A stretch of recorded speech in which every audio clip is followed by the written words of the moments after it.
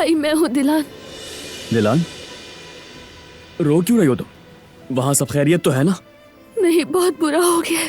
क्या हुआ? बारान, उसे गोली लगी है। क्या? बारान को गोली लग गई? दिलान तुम क्या कह रही हो? कैसे? किसने गोली मारी? क्या कह रहे हो बेटा? किसने गोली मारी है? क्या हुआ है? भाई मैं बाद में सब बताऊंगी। उसे ऑपरेशन के लिए ले गए, फौरन हॉस्पिटल आना होगा। खून की जरूरत है। आप दोनों का ब्लड ग्रुप एक ही है, उसे खून की जरूरत है। ठीक है मेरी बहन। दिलान बिल्कुल फिक्र मत करो, मैं अभी पहुंच रहा हूँ वहां पर। खुद को संभालो, ठीक है? बारान मजबूत आदमी है, कुछ नहीं होगा उसे। अच्छा ठीक है, बस मैं पहुंच रहा हूँ। ओके।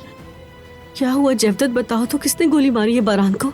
मालूम नहीं जवेरिया, लेकिन हालत ठीक नहीं लग रही है मुझे। उसे खून की जरूरत है, मुझे फौरन जाना होगा। हम भी चलते हैं। चलो सब साथ चलते हैं। अच्छा ठीक है, इंशाल्लाह सब खैरियत होगी।